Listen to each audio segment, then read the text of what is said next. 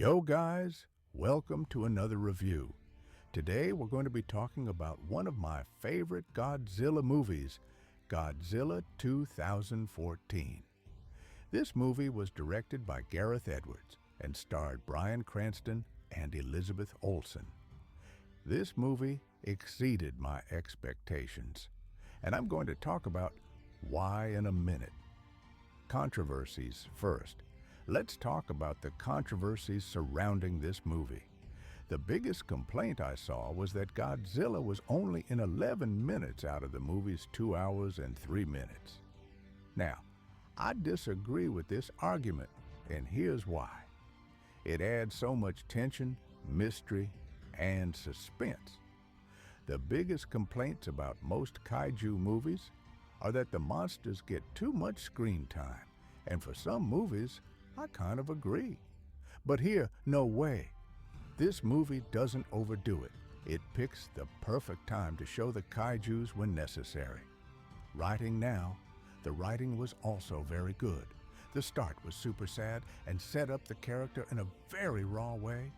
The other characters, Ella Brody, Ford Brody, and Dr. Ishiro Serizawa, were done great. The other kaiju were also done very well. Acting, the best actor for this movie has to go to Elizabeth Olsen. I thought she was great in this movie. I'm not trying to be woke. I just think she was great. I will rate her performance 8.4 out of 10. CGI. Now, let's talk about the CGI. I mean, what can I say? The CGI was great. You might argue that most of the shots were at night, but even the shots that weren't looked good. Not great, but the nighttime shots were amazing. The visual effects were really good. A lot of green screens were probably used for some of the scenes, and I probably didn't even notice. The skydiving scene looked really good as well. I'm going to rate this 9.4 out of 10. Brilliant. Overall writing. Okay, so let's talk about the writing overall. Whether you saw the movie or not, the writing is another opinion one. In my opinion, the writing is great.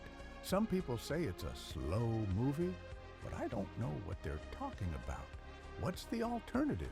Be super fast-paced and sacrifice raw, grounded movies? So yeah, for writing, 8.5 out of 10. Overall rating. Okay, so now let's talk about the movie altogether.